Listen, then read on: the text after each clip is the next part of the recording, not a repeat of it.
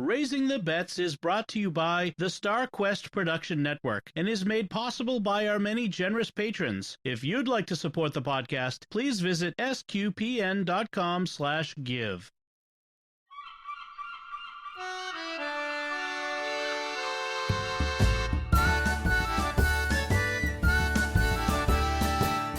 You're listening to Raising the Bets, a family podcast of pirates and penguins. We're a Catholic couple raising 5 kids outside of Boston. Join us as we share the joys and challenges of marriage, homeschool, and our adventures near and far as we make sense of the world and experience the best parts of our culture. I'm Don Bettinelli. And I'm Melanie Bettinelli. So I wonder, are we going to still say pirates and penguins when the kids are grown and we're still doing this podcast in 10 years? And we're going to still be doing this podcast in 10 years? I am sure we're going to be doing this podcast in 10 years. Okay. We'll talk about our grandkids in 10 years. In 10 years. God forbid. No.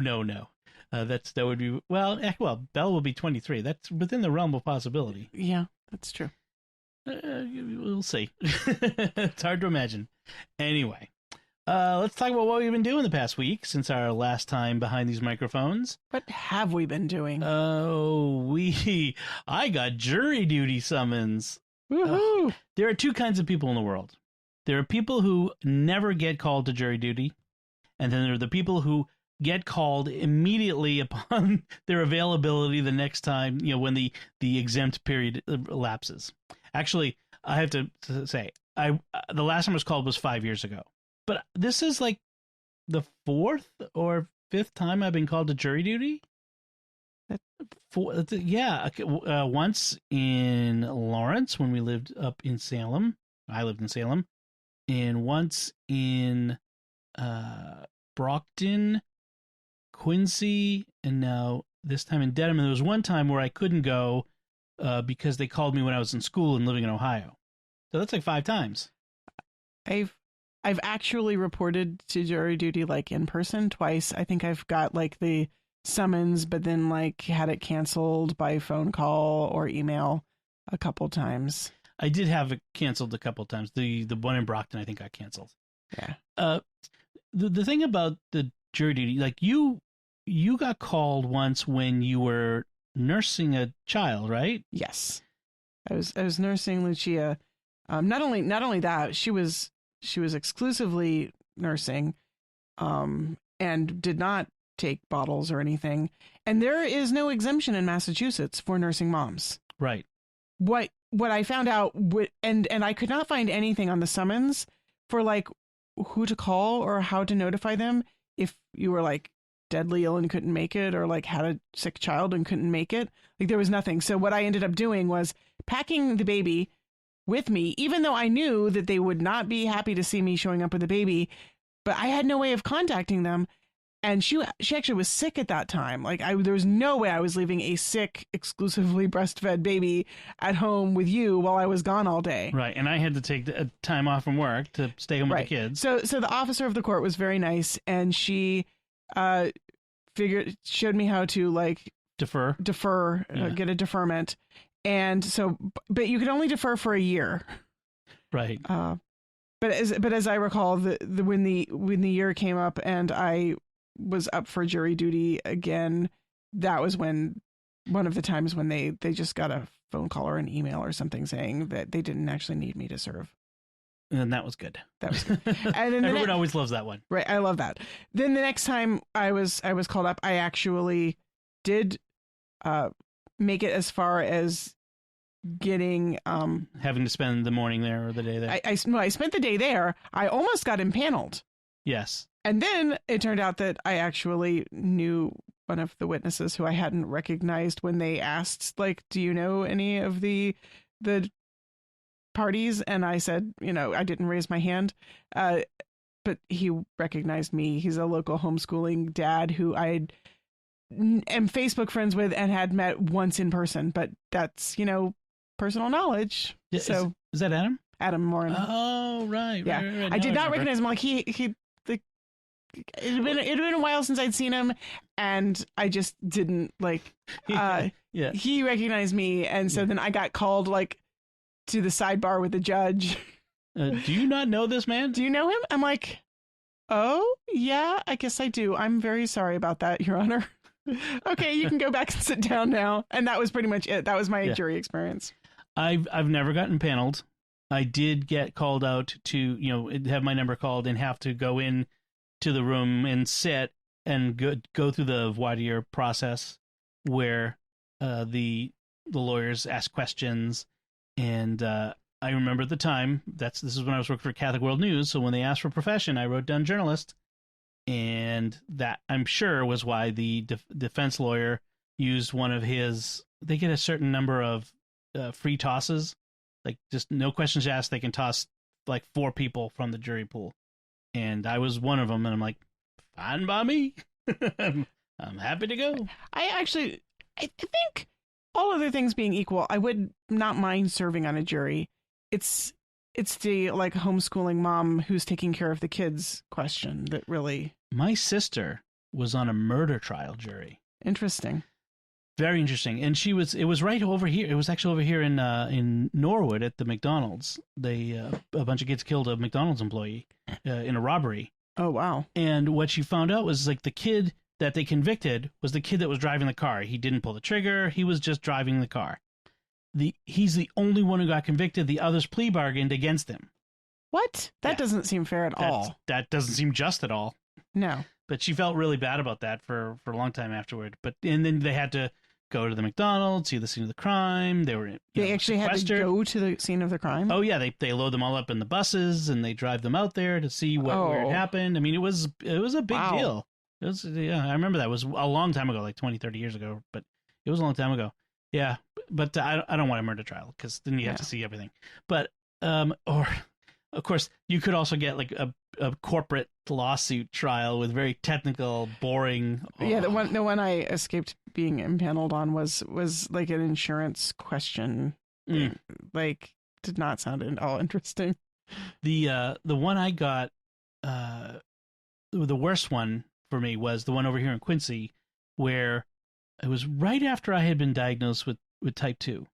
And I was still new at the whole, like, what do I do about, having blood sugar? And I got there, and we sat in this room, and we couldn't leave, except to go to the bathroom, all day. There was no lunch break. Like, no, we're not letting you go for lunch because we think we might be impaneling soon. It was 3 o'clock in the afternoon, from like 8 o'clock in the morning to 3 o'clock in the afternoon, and hadn't had anything to eat all day. I was feeling really sick. That seems really like I would be complaining to the officer of the court by that point, saying, this is it's a health problem. I was feeling really sick by the time that they're lucky you didn't end up having to go to like the hospital. Yeah. It was like 3:30, something like that. Yeah. I mean, it was really late in the day. Did you complain?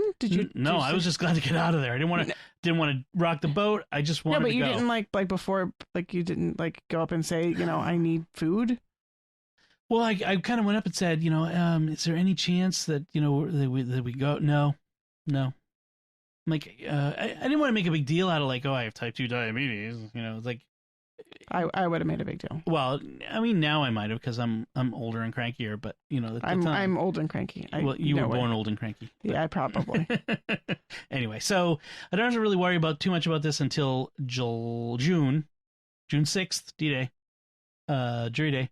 And it's over in Dedham, where you actually had to go. Yeah. Yeah. That's. I actually enjoyed my experience there. Yeah. I'm not. I mean, I don't really want to go to Brockton because you're more likely to get impaled over in Brockton.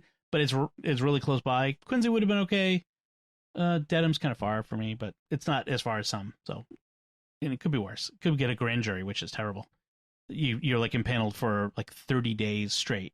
And you're once you're on it, you're there, and you have to hear all the cases, all the probable cause hearings, all that sort of stuff. Well, so after that pleasant news, Saturday we finally made it to our first winter market. Yay! So this is New England. We have one growing season essentially.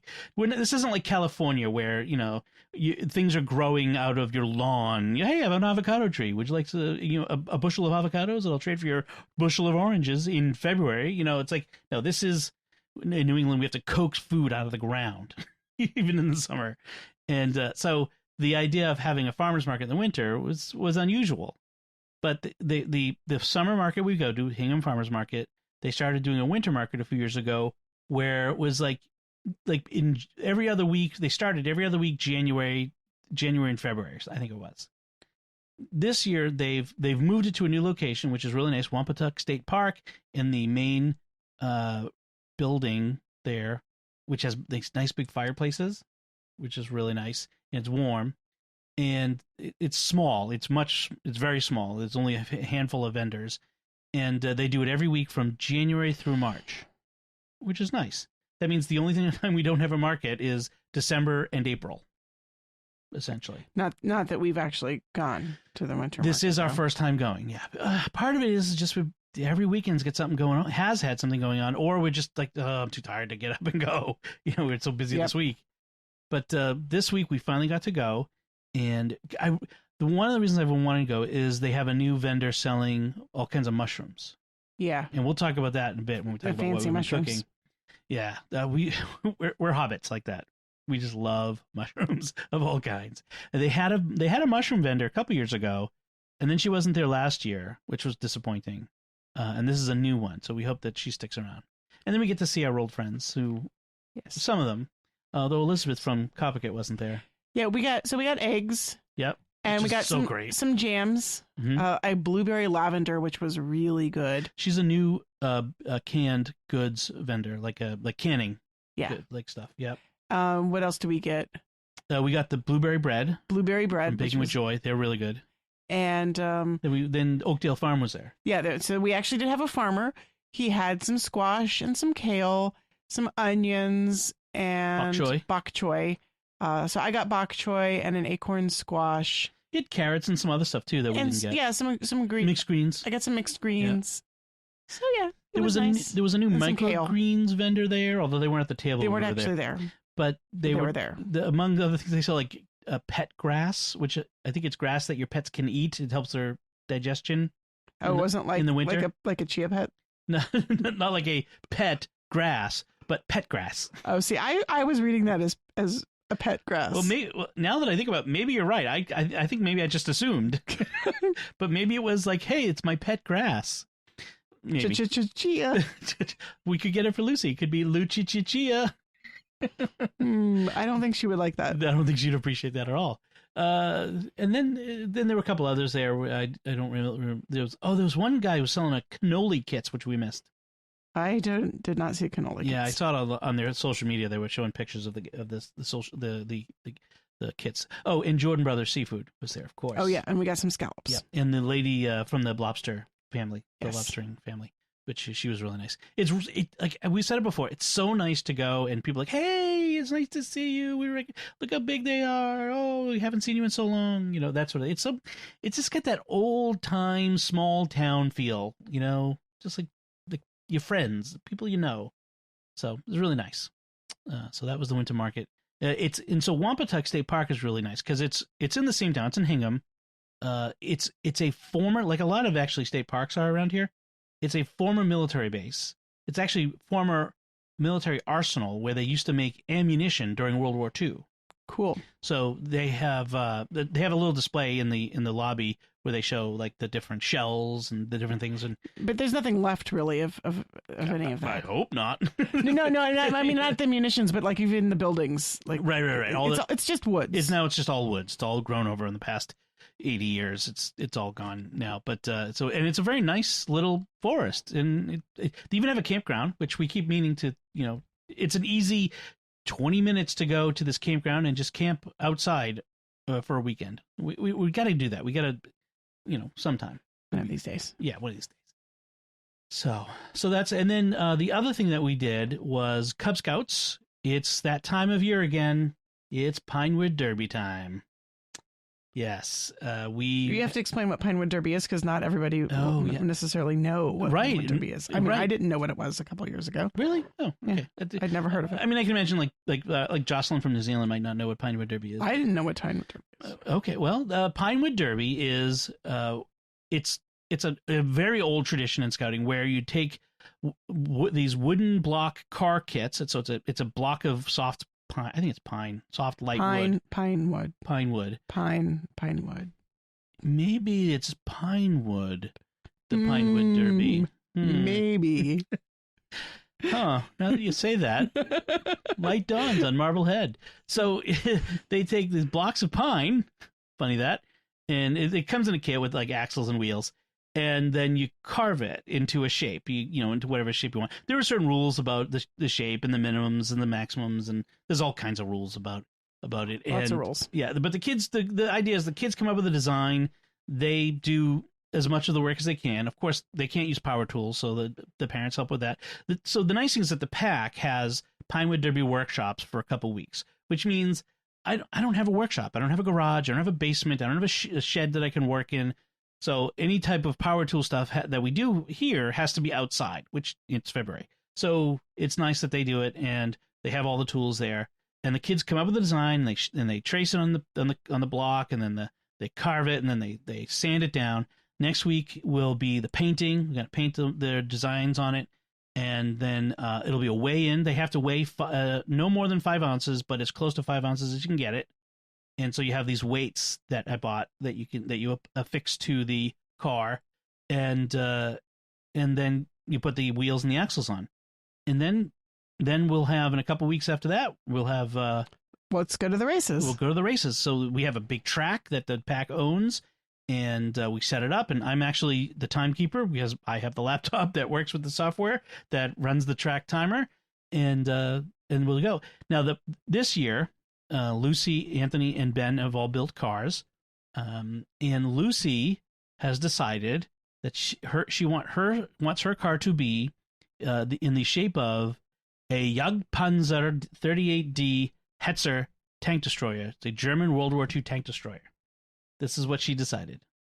It has nothing at all to do with watching you play World of Tanks. It has everything to do with watching me play World of Tanks. She wanted to build a tank, and we decided on the Hetzer because it's straightforward. It doesn't have a turret. It's a gun coming right out of the front of the tank, and the shape was pretty slab-sided. It was easy enough for her to accomplish.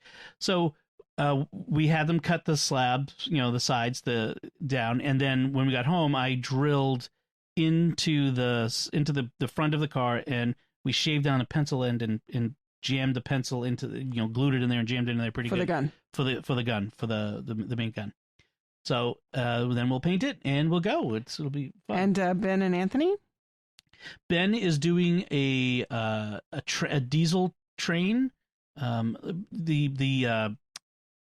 1930s 40s style. So it's a smooth.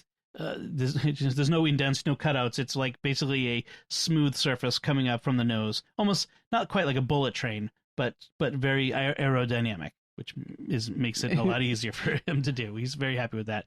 What did Anthony? I think is doing a car. I think he might be doing like Ben did last year, like an army ambulance or something along those lines. Something okay. Kind of basic. I kind of missed out on like. Yeah, he didn't really talk much about what his design is, so I think he's just going for maybe. I think actually that's what it is. I think he just wanted to go for like a sleek race car. So right. Nothing wrong with that. He's got a nice wedge shape going on it, and it's really rounded and aerodynamic and all that. We've watched a really good video the last couple of years by Mark Rober, who has a YouTube channel. He's the guy who did the glitter bomb for the package thieves. Oh, fun. So he has a very big YouTube channel, but he's also a former scout who did this great video on the physics of Pinewood Derby and how to maximize the speed in your Pinewood Derby car. So, and one of the things he says is get as much weight at the top of the car, the back of the car, as possible. Because that's more potential energy. Makes sense. Yeah. Hey, physics. I love the fact that it's a lesson. It's a fun sport, but it's also sciencey. Now, then there's the crazy end of Pinewood Derby Sportland. You can spend all kinds of money buying special jigs to put in special axles. You can buy special titanium axles online that are bent in just the right angle. You can buy special wheels that are low friction wheels, graphite. And all this is legal? No, the graphite's fine, but you have to. In our district, you have to use the wheels you get in the box and the axles you get in the box. You can sand them. You can sand the edges off, but they have to maintain the same tread shape. So you can, sand some of the burrs off of the axle and the wheel, interior of the wheel, so that it runs smoother. But you can't change the shape of the wheel, because ideally you would make the wheel thinner, which lowers the amount of friction. Right. So a thinner wheel is better in that case. But yeah, you can't do it. But there are people. Then there are the adult races. So are these people who are cheating, or are they just different districts have different rules? Well, partly different districts have different rules. Some districts or packs will do dad races, where dads can build the best car they possibly can. Like, you can go out and buy a fully done car that you just paint that looks like a sled with with titanium poured into the back. I mean, just crazy. How is that, like, in the spirit of the? No, it's fun. It's for car? fun. It's the dads competing against each other. Okay, well, I actually see a huge benefit to this, because it lets dad focus his competitive energy into his own car and lets leave the kid do his own car. Let the kids do their own, like, instead of dad needing to prove something by micromanaging the child's car. I can see the benefit, the utility, and especially I can see why a pack with very competitive dads might adopt that as their plan. And there are even like Pinewood Derby racing leagues out there that are just separate from scouts. Okay. Just people who are just crazy about getting them as fast as they can and all that sort of stuff. Okay, sure. It's just, there's a hobby out there for everyone. Right. One of the guys who helps out, one of the guys from the troop that we're associated with, when his kid was a cub, he built a couple of cars, and he has one. It looks like an MBTA, mass transit bus. And he basically hollowed it out and poured lead into it. It weighs like 5 pounds. It is crazy. So he puts it on the track, and you gotta put a pillow at the other end, because it comes out of that thing like a missile out of an electromagnetic railgun. I mean, it was boom. It was so funny, but it's fun. It's fun. And the kids have fun. And then whoever win, the kids who win at the pack level, at each den level, go on to districts. And Ben went to districts last year. His car, there were 2 Webelos. His car was faster, so they both got to go, or he got to go and to the districts, and so which was fun. He didn't win that, of course, but it's fun. And if you win a district, you go to council. And if you win a council, you go to national or something like that. There's national. There's National Pinewood Derby. I've never heard of anyone who got to go, so I don't know. Well, I suppose if you win at council, they must like pay your way or something. I don't know. I mean, like, do they expect families to shell out cash to fly themselves somewhere? I don't know. Maybe. Interesting. So that was fun, and we'll update you on how the Pinewood Derby cars are going over the next few weeks. Then indeed, we talking about what else is going on. I mentioned that as far as learning in school, we've been working real hard with Bella. I've been working real hard with Bella, helping her get caught up on math. She'd had a little rough time with math until last year, when we decided that I would spend an hour in the morning every day with her, helping her do her math. Yeah, I think it was a lot of the issue was just me spread too thin, and her not being able to really focus on it without somebody who was really sitting down with her, and I was just trying to deal with too many. When she has a question, she's stuck. She can ask me. She's sitting right next to me while I work. And frankly, I don't have to spend a lot of time with her, helping her with it. She manages to do most of it on her own, which is impressive. But yeah, she gets stuck once in a while, and then I have to kind of help her through. Well, the other thing I have to do is kind of like, hello, focus on your work, and come back to the work, which is what I'm doing with the other 4 kids. Yes. Easily distractible. But so, like, at the beginning of last summer, she does it through Khan Academy on my iPad, which works out really well, especially with the Apple Pencil. That turns out to be the thing for her, I think. So she was at about the 6th grade level at the beginning of last summer. She's technically about it's supposed to, she's 13, so she'd be 8th grade right now, in the middle of 8th grade. So she was behind. But we worked over the summer and through the fall and over the winter, and she is now at grade level. She is now she just passed into 8th grade a couple weeks ago, and she's already 13% through 8th grade. Cool. So that's she's making her way through, and it seems to me that it's coming easier to her. We skipped the statistic modules at first in the 6th and 7th, and we went back and did them. and Mhm. and they came pretty easy to her. So I think doing that was good. At first she was really flummoxed by statistics, but now that she's got all that other math, going back and picking it up was a good idea. So I think that worked out well. This is why we homeschool. She doesn't have to be on the same schedule as 40 other kids. Right. And I remember when I was in, I think, 6th or 7th grade, I can't remember what specifically, I had a teacher who let us work at our own pace. Basically, you did the problem sets, and then the teacher had the answer key at the front of the classroom. And you took your paper, like your homework, and with a red pencil in your hand, you could not take a regular pencil, and you could check it against the answer key. And then you turned it in, like you wrote how many you got right and wrong. And then you turned it into the teacher. And then when you'd finished all the problem sets, if you'd passed them all, I guess, then you could take the test. And the teacher graded the test. Obviously, you didn't self-grade the test. Right. But you could do, 3 or 4 problem sets in a day and take, several tests a week. And so I loved the feeling of just racing ahead and then it was optional. You didn't have to work ahead. And a lot of the class didn't, but I loved being able to, instead of sitting there bored while everybody who didn't get the lesson had it explained to them again and again and again, I could just say, I know this one, and go ahead and do it. I loved the freedom. Yeah. Maybe I was always a homeschooler at heart, like just work at your own pace.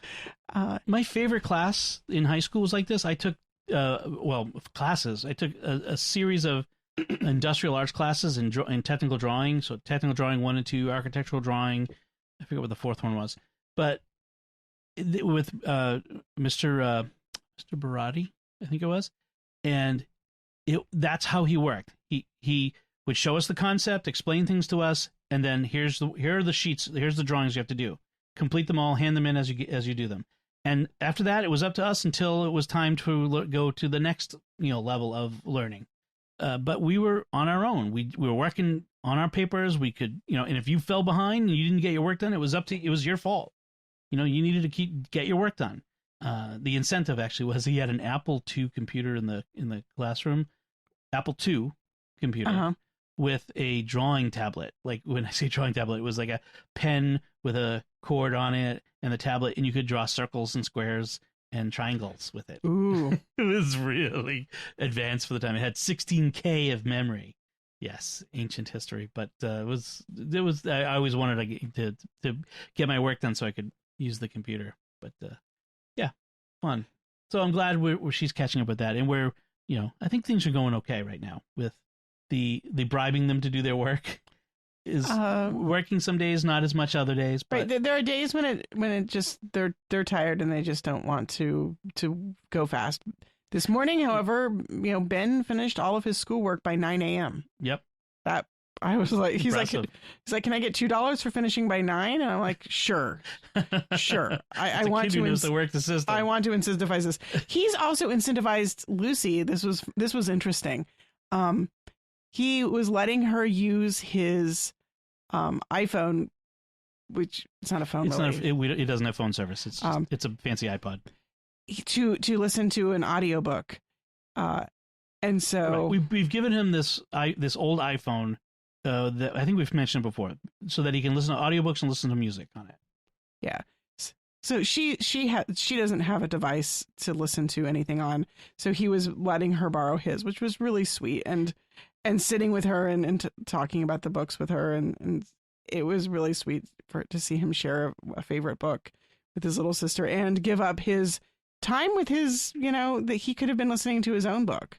He listens to his own book a lot, so it's right. So it was a meaningful sacrifice, and I told him how impressed I was, and it was really sweet. How it started was he was sitting in his bed with her, and each had one of the earphones in, listening to the first chapter of the Wizard book.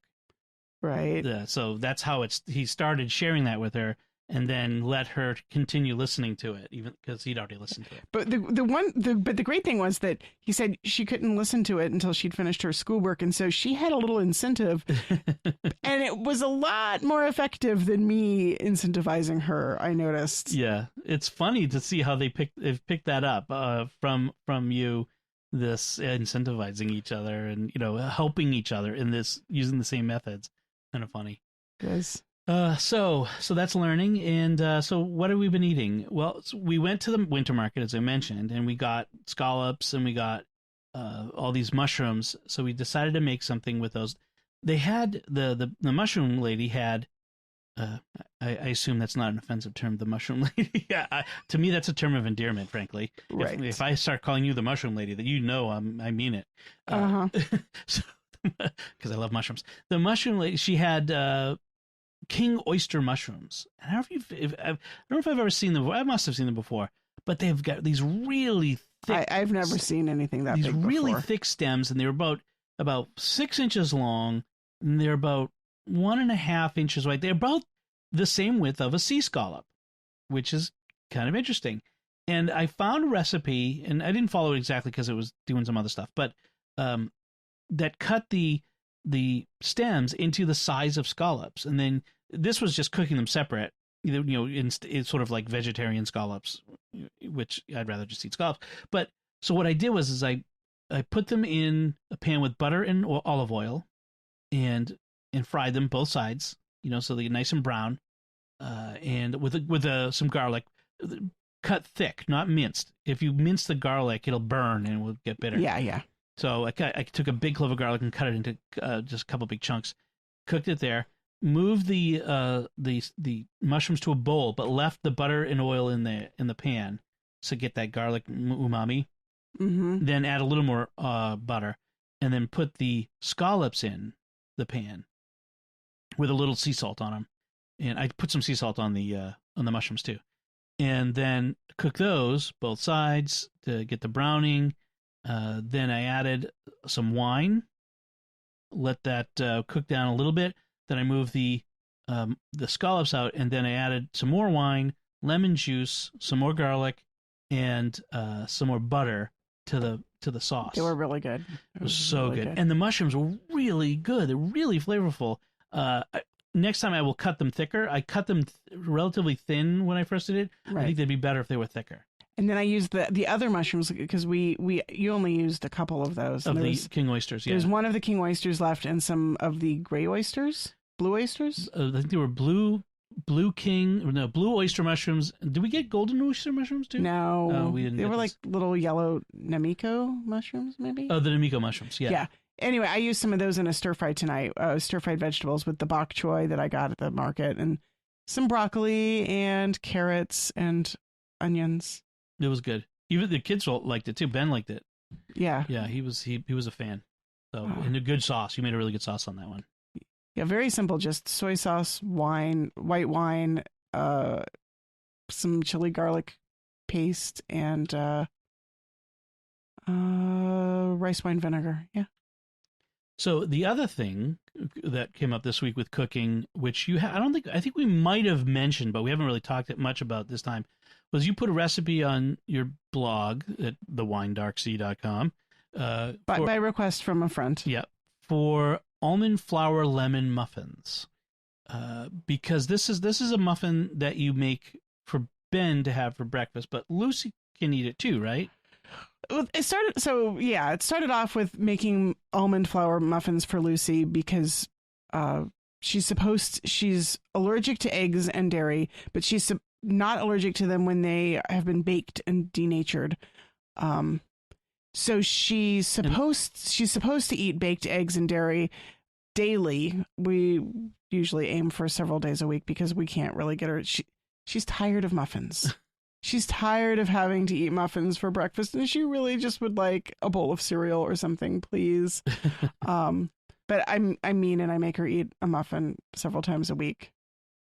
And all the other kids are like, I want to eat muffins for breakfast. And eventually I sort of caved. Ben was just really struggling. And finding something to eat. Finding something to eat. He's He'll have a bowl of cereal, but he'll still be hungry. He needs second breakfast. Yeah. And finding something that he's willing to eat. So I make these with almond flour, which makes them really high protein. So very low carb, very high protein. Yeah. They do have some tapioca starch, which helps to make them fluffier. And then I add powdered milk, a whole stick of butter for 24 muffins. Sometimes I use coconut flour and ground flaxseed, and a whole bunch of lemon zest. And for the baking powder, you make a homemade corn-free baking powder because most baking powder, commercial baking powder, has corn starch in it, right? Yeah. Right. And Lucy's, again, as we said, is allergic to corn, so that's out. So flaxseed, a little nutmeg, sugar, zest of lemon, lemon extract, the lemon juice too. Do you do lemon juice? No. Okay, that would make it too wet. Yeah, it's way too wet. So you really want to control the moisture because almond flour is very rich. That's because it's a nut, so it has a lot of fat, so it makes it very rich and moist. Yeah, coconut flour tends to be thirsty, so if I use that, then I end up adding extra liquid. Usually just some extra milk. Because you do milk powdered milk and regular milk. Yeah, but the powdered milk is to get more milk into Lucy. Right. To get more protein. Well, also, making a higher protein muffin for breakfast, fills them up a little bit more. Make sure they. Yeah. Now, as far as the sugar goes, it's a cup and a half of sugar in 24 muffins and 24 muffins. So it's not low sugar, but it's not a lot of sugar given everything else that's in it. Right. I mean, a lot of muffin recipes use like a cup of sugar for 12 muffins. So this is definitely less sugar than that. I mean, proportionally. Yeah. And our kids do not get a lot of, sugary processed foods otherwise. So we're not too worried about that. So I'll put a link to the recipe in our show notes at sqpn.com/bets. As I said on my blog, I tend to actually cook kind of like an old grandmother, which is not really slow, but that I cook a lot by feel, by sort of estimation. And so when I write down a recipe, it's sort of an approximation of what I kind of remember that I did. If it looks too dry, add a little milk. Right. I'm so this is one of those recipes where if you're decide to try to follow along, go with your gut. If this looks way too dry, it probably needs more milk because I probably underestimated how much milk I put in. Or if it looks really wet, add another spoon or two full of flour because I probably, got something wrong. Right. Yeah. These are not tested in the sense of you've made these muffins dozens of times, but the amounts you've written down have not been tested and have external testers and all that sort of stuff like recipe sites like America's Test Kitchen does. This is just what you've written down for notes for yourself. Of course, I think a lot of cooking blogs actually are like that. They just they're not very transparent about it. The key, the best thing with cooking is when you get to the point where you understand ratios, you understand how things are supposed to look and feel, and you start to cook by feel and by eye and by taste, and the ingredients lists amounts is more like you're in this range. Unless you're doing some very precise baking. Some baking has to be really precise if you're making a souffle or something, but most things are pretty forgiving. Yeah, muffins, and I've read dozens and dozens and dozens of muffin recipes, and it's amazing the variations, like how much sugar, how much fat, how much flour, how much of a range you can get away with and still have something edible come out. And if you look at it's pretty standard. Most muffin recipes make a dozen muffins, and so you're not changing the volume very much, and yet the proportions are all over the place. Right. So, and so it's to your taste. Yeah. I like a higher fat muffin. Yeah. A juicier, richer. Yeah. If you've ever worked in a restaurant kitchen or seen a restaurant kitchen, I worked in a restaurant kitchen in high school, you see the chefs. They don't have teaspoons. They don't have measuring cups.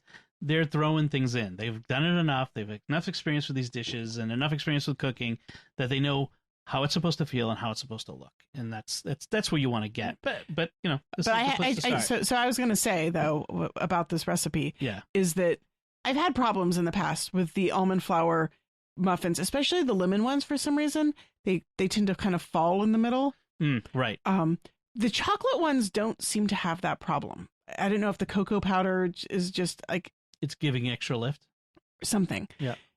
So anyway, this time I decided to try a technique that I borrowed from my amaretti cookies, which is I separated my eggs, and I mixed the yolks in with the other liquid ingredients, and then I beat my egg whites into nice, like a foam, to a nice stiff peaks. Soft peaks, maybe. Soft peaks. Okay. I was hand beating, so I gave up a little bit. Soft peaks. Yeah. No one hand beats the stiff peaks. No. And then I folded that in at the end, and they came out perfect this time. I put a picture on my blog. You can see the beautiful, nice domes, rounded, golden brown. Perfect. Yeah, they look good. They look good.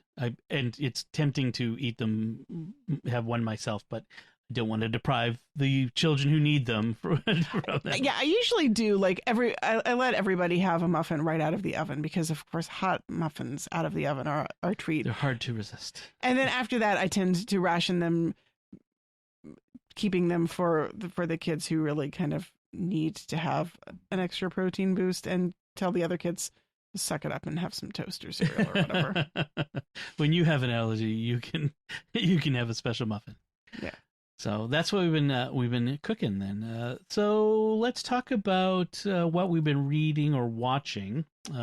So I'll just mention two things I watched. I'm still working on the Revolutionary War book, but I've been watching this series on Apple TV Plus. There hasn't been it's been a bit of a desert there. I have to say I'm not super impressed with the Apple TV Plus service. If I had to pay for it, I wouldn't. There's only been these two shows that I've enjoyed: the For All Mankind, the space alternate history one, and this one called Mythic Quest: Raven's Banquet, and it's a workplace comedy about a multiplayer game company. So which is very dysfunctional. So it's one of these, dysfunctional multiplayer game company. The company, it's full of all these weird characters, sort of like The Office, or it's by the same people who do the TV show Always Sunny in Philadelphia, which I've never seen, but is very popular. But I've never heard of it. Yeah, it's you don't watch a lot of network TV. No, none at all. So it's this game development company that the game is called Mythic Quest. It's the vision of this one egotistical guy, alpha male guy, the creative director, who sort of is this over bombastic personality, and the game, it's like a sword and magic, Dungeons and Dragons sort of game. And the head programmer is a woman. She's this Australian woman. Her name's Poppy, and she's sort of trying to stand up against the alpha male guy, like trying to assert herself. Then you have the executive producer, who's supposed to be the guy in charge, but he's sort of milquetoast and ends up deferring to the alpha male creative director. You have the story writer, which played by F. Murray Abraham, which is great. Okay. He is really great. Who is this washed up science fiction writer who won a Nebula Award in the 80s and is still writing that ever since, who eschews technology, writes the story for the game, the cutscenes on a typewriter. Oh gosh! And has a bottle of bourbon in his desk, and it tells inappropriate stories. Total stereotype. Yes, it has inappropriate stories of his adventures in the 70s and 80s, his dissolute life. You have the testers who would spend all day gaming, and other programmers, and the marketing guy who's in charge of selling the in-game junk, who's just all about how can we monetize everything, So the standard warnings. It's a streaming show, so it has a lot of bad language, and they reference some sexual content, but nothing there's nothing graphic or gory in the game apart from the in-game violence, I suppose, like video game violence that you see. You'll sometimes see the game doing stuff, but they do make references to various topics that everyone talks about today. So you just be aware of that. A standard disclaimer: I've only seen 8 of the 10 or 11 episodes, so maybe it goes off the rails in the next episode. Don't blame me, I haven't seen it yet. But I kind of, it grew on me. I kind of enjoy it. It's fun. There was this one episode though in the middle, which was sort of a departure from the rest of the format. Mm-hmm. It goes back to 1992 to this couple who meet in a video game store, this guy and this girl, and they come up with a concept for a video game, and it kind of follows. It's called Sudden Quiet Death, and it follows the development of this game and their relationship over time to it becoming one of the biggest games out there. And they have this big company, and they have conflict over monetizing it versus the original vision and being true, authentic versus, that's the same thing.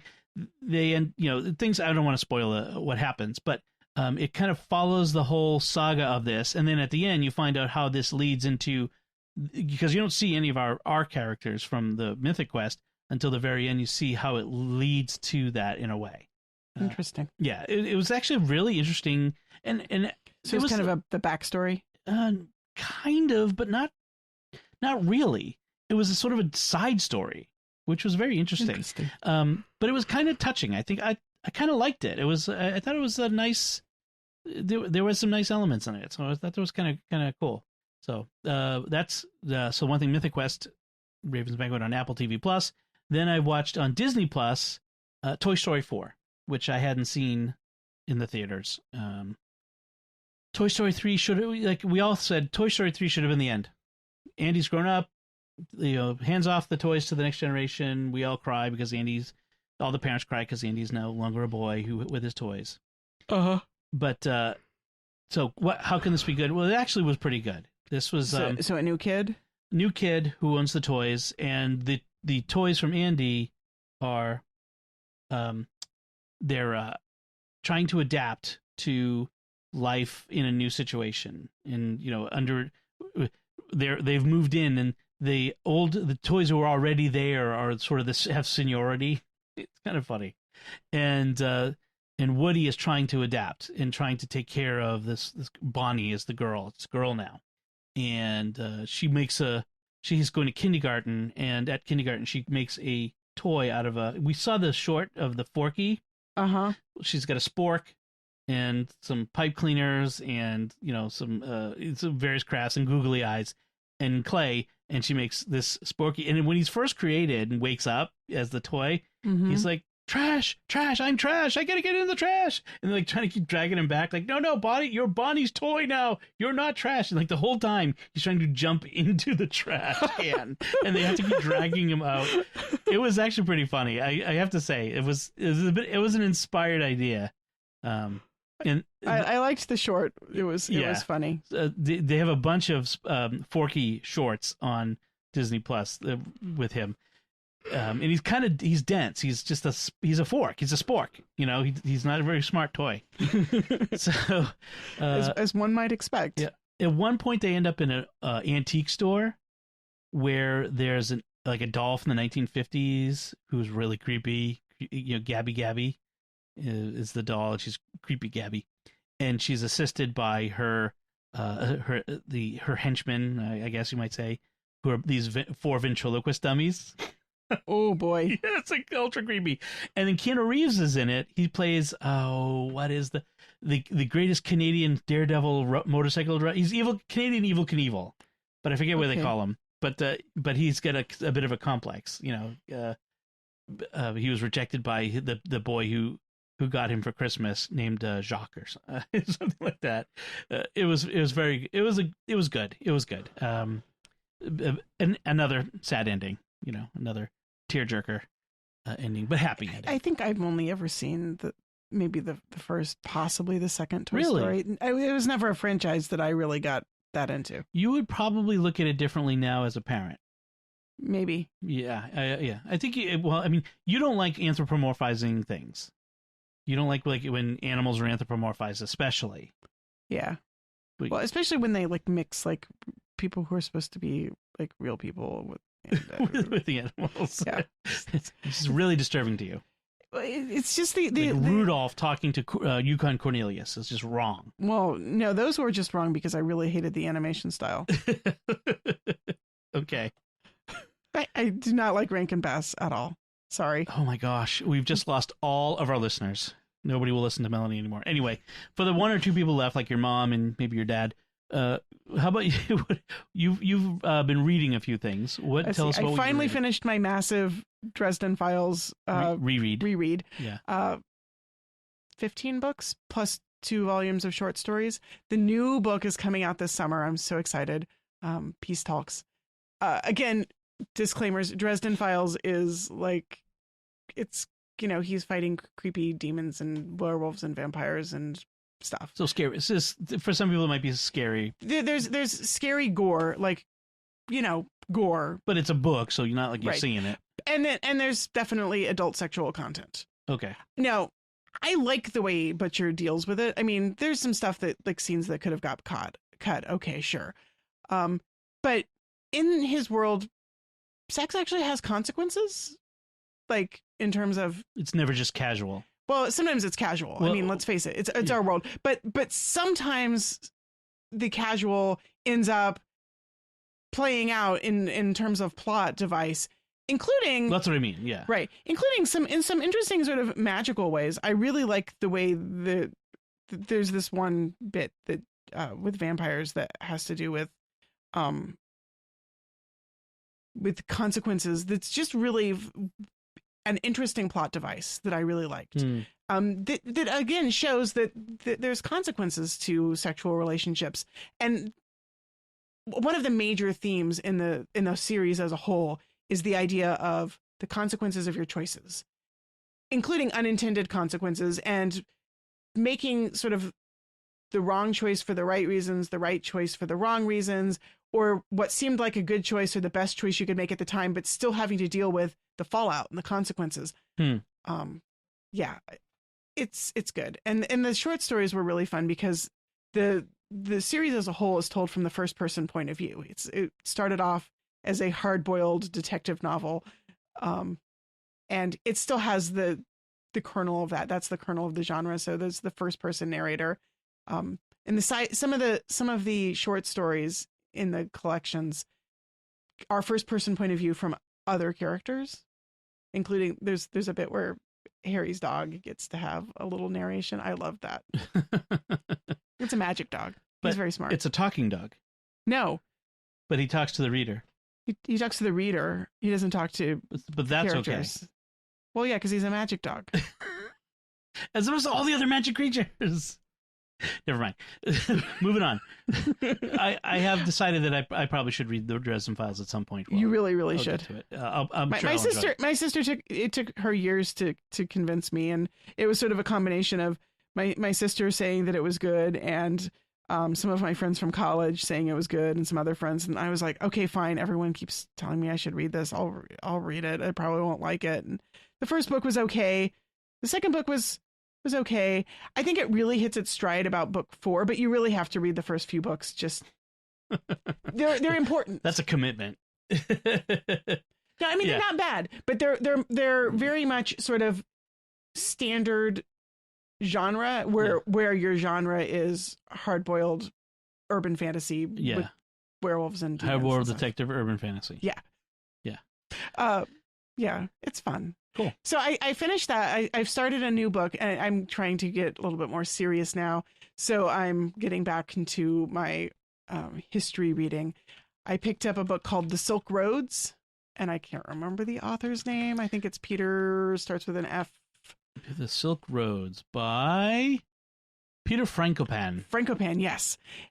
So it's a history book, and his thesis is sort of that the Middle East, Mesopotamia and Asia Minor and that area is really sort of the center of history.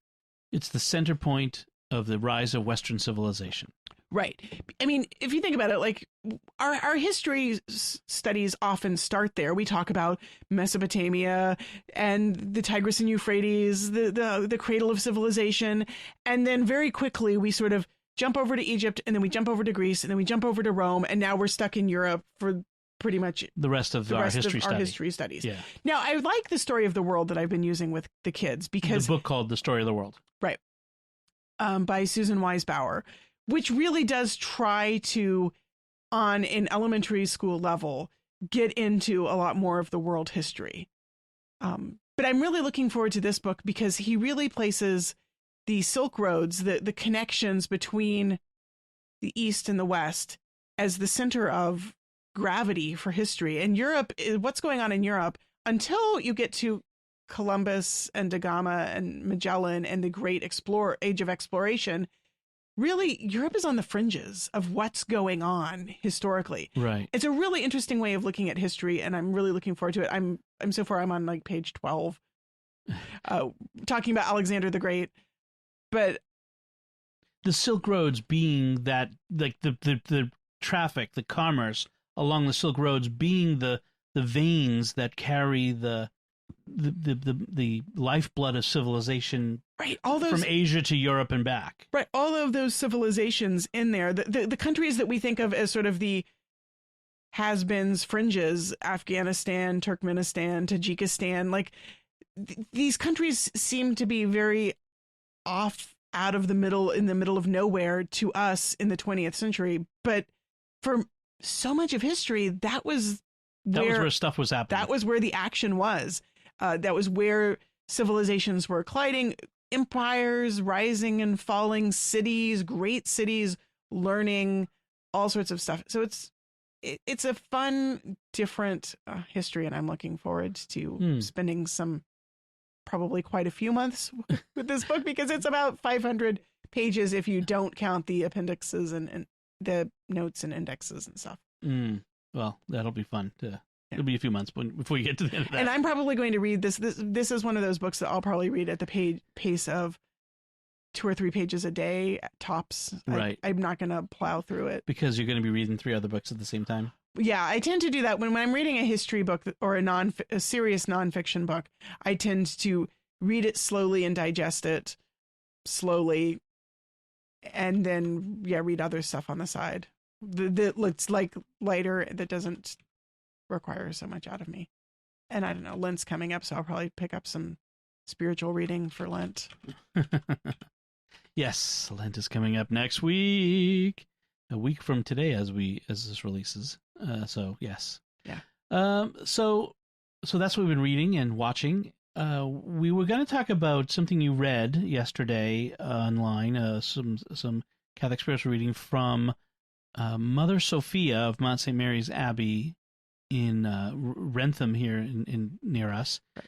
We've read stuff from her before. One of my favorite things to do on a Sunday is actually to go to the Mount St. Mary's Facebook page and see what they've written as reflections on the day's readings. And often, like, she'll just take like a very little passage. It's a very Lectio Divina. Just take a verse and then expound on it.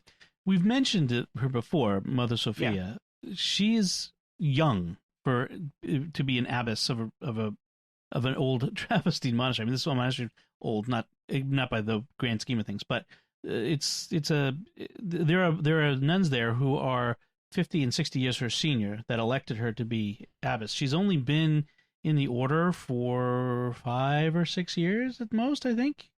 And she's like, I'd say maybe 30. She's young. Yeah. Yeah, she looks young.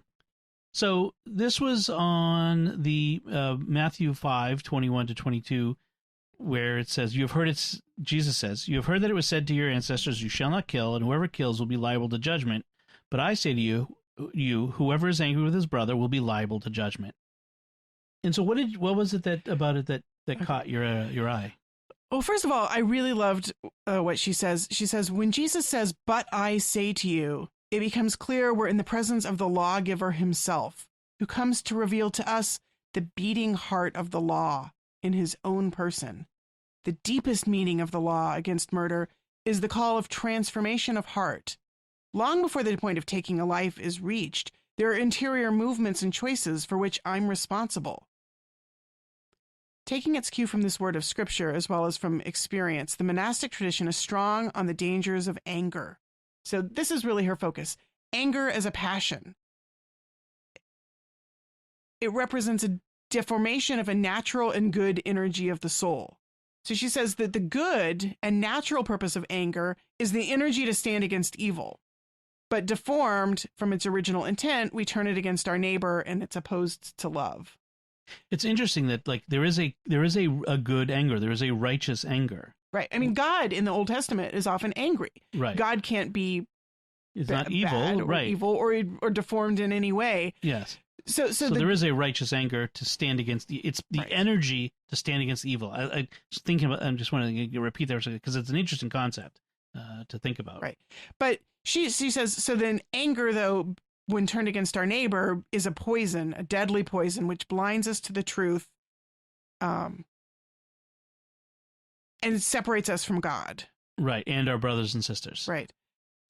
So she says there's a tendency to take the prohibition against anger as an impossible burden, something we can't live up to because of our human weakness, because anger is something that seems to happen to us. It takes over ourselves. We lose control of our words, our deeds. We can feel like we're slaves to our anger rather than something of which we have control or can be held responsible. So then she then for the rest of her essay, which I'm not going to try to read the whole thing, she looks at the teachings of John Cassian, who shows us how to acknowledge and accept our anger as a fact of experience, as part of our nature, while at the same time making it clear that we can choose not to allow ourselves to be carried away by it.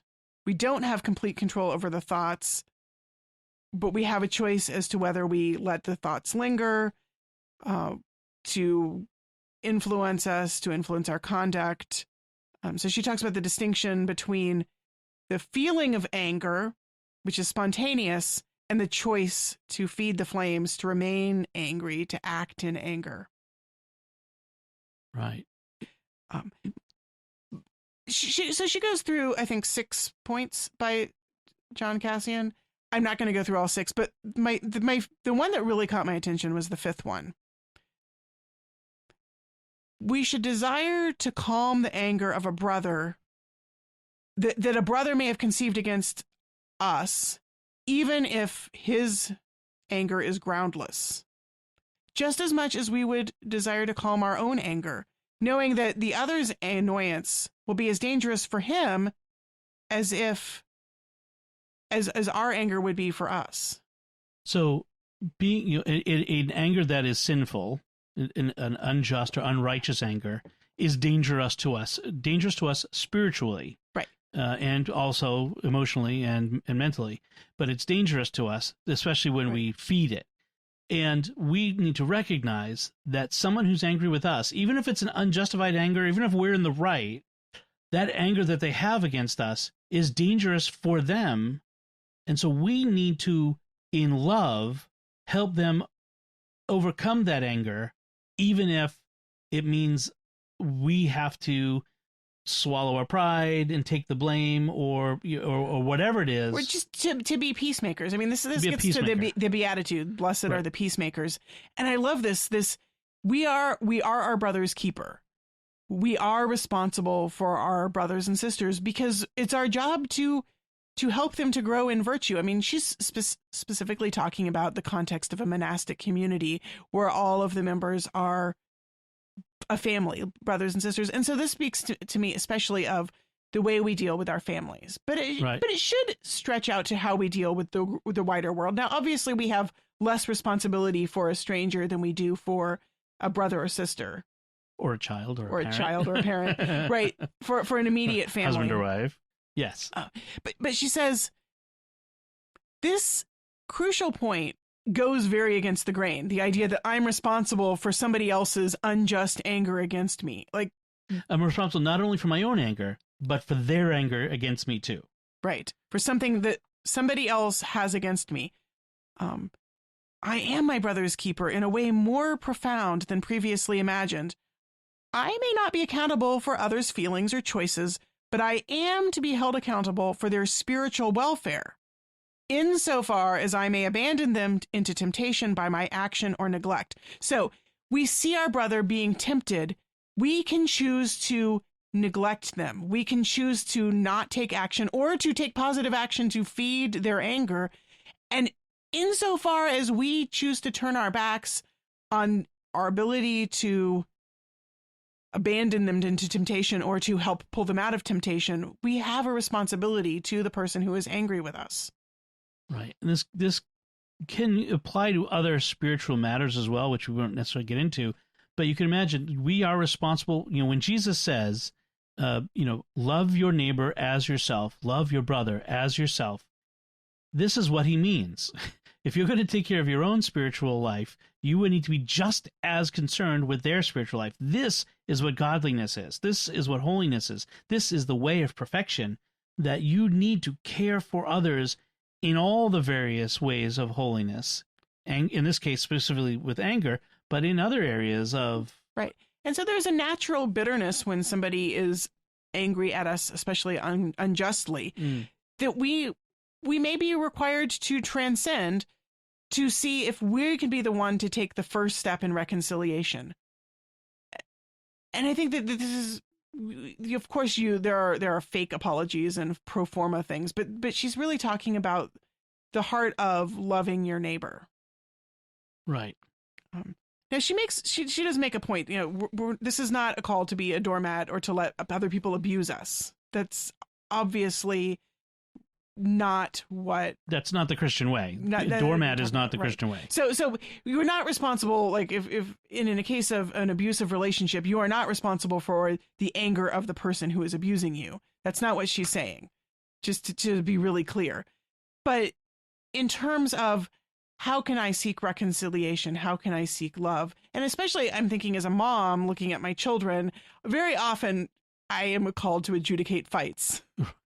Right. And I do often stress to them, look, you didn't intend to knock over your brother's block palace. You were just walking by and you happened to brush it with, the blanket you were wearing as a cape. But your brother is heartbroken because he spent a lot of time working on that and he's angry at you. You have the ability to help him to appease his anger, or you have the ability to make this into a fight and stoke his anger. Right. So the virtuous choice is to try to help him, to apologize. I'm sorry. I didn't see it. I didn't mean to knock it over. It was an accident. Those apologies matter. And I say, I stress to them over and over again, apologizing doesn't mean that you were in the wrong. Right. Apologizing is merely saying, I see that you're upset. I've hurt you, and I'm sorry that you're hurt. I want to help heal that hurt. Yeah, I was thinking of something. You that the image of the children distracted me for a second. But there's a reality where we have to. Okay, I remember what I was going to say. When you talk about if you're in an abusive relationship, the thing is we have to be peacemakers within the context of what we're capable of doing. Right, and sometimes that's the key. And sometimes taking responsibility for your brother's anger means getting the hell out, leaving. Right. It means removing yourself as a trigger. Removing yourself as the temptation to their anger, and saying, I am not going to let you hurt me, and I'm not going to let myself be a victim. I'm stepping away, and you need to get help with your own anger issues. Right. That's perfectly legitimate way of loving your neighbor. Yes. So she sort of concludes that this is not pie in the sky. We struggle, we fight, and sometimes we lose the battle. So she's not saying we're all going to be perfect at this. But in the midst of it all, we learn some important tools. Never act in haste. Try to cut off the negative train of thought. Remember that we are in a relationship with a brother or sister before God. When you can, act to reestablish communication and peace. This often involves waiting for the opportune moment, both for oneself and for the other. The struggle against anger is the task of a lifetime. And it's also the opportunity of a lifetime to learn the contours of one's inner world. If calm is the best way to help one who is angry, calm is also the best way to help oneself in anger. We find that we can observe the part in us that's angry as if from the outside. We can say to ourselves, yes, you're angry, but you know that if you run off and do what you want to do, you'll make a big mess and regret it later. So sit tight, wait it out, and see if the sky is clearer in the morning. Right. I really like that. Benedictine spirituality really speaks to me very deeply because Benedict imagined the monastery as a family. And so I think Benedictine spirituality is very close to the way families work. It's got very often applicable to family life. Yes. As parents, we sort of stand in the same place as the abbot or abbess, who are referred to as mother or father. They're the spiritual parents of the monastery. And so we do have this role as parents, as Catholic parents, of formation. We have these souls in our charge and we are responsible for forming them. So I'm always looking for these nuggets of wisdom to help me as a parent grow in holiness myself, but also to grow in terms of how to shape and form our children. I have a friend, by the way, who approached me with an idea that is percolating for a podcast on Benedictine spirituality for the family. That would be really cool. It would be really cool. I'm really about that, all about that. I think that if of all of the spiritualities I've encountered and experienced, the various charisms, I think the Benedictine spirituality speaks to me in a particular way. Good. All right, I know we're going a little long, but I do want to cover some feedback, an email we got from a listener, and because it's a good email, and I love getting feedback. So this was an email from Lee, who wrote when we were talking about the problems we were having with how our house was renovated by the flippers who sold it to us. Oh, yes. Says, I had to laugh a little when I heard you talking about your home's previous owners. I was in the remodeling business in the 90s. Man, have I seen some real head shakers. What caught my attention was the electrical outlet situation. I'd never heard of that installing them upside down was a sign of renovation. That's what I'd been told. Right. That's interesting. When I was in the business, according to the National Electric Code, either way is acceptable. So it's just the preference of someone, perhaps. Then we talked about like how I miss grilling here in New England. Mm-hmm. It's hard to, unless you go with propane, which we don't have a propane grill anymore. That's a whole nother story that we'll get into another time. We have a charcoal grill, and that's hard to do in the winter, and effectively. And so he says, I too have the winter grilling blues syndrome. One thing I found in a January hamburger craving fit was broiling. I don't know if you guys broil much or not, but it works well for hamburgers. I do okay with steaks, but have to watch more carefully because they're too expensive to mess up. For hamburgers, I pat them out as normal, kosher salt, black pepper, olive oil on a broiler pan, approximately 6 minutes each side. The recipe I had said 4 inches from the element. I think that's too close. I dropped the oven rack down 1 slot from that height. They really taste and smell like grilled burgers. I have to say, I'm intrigued. My experience with broiling was that it made a gigantic mess in the oven and it left everything spattered with grease, which smoked. And in our house, which has really bad ventilation, that kind of smoke, it means smoke detectors going off. So I don't know if I'm maybe not patting them enough. I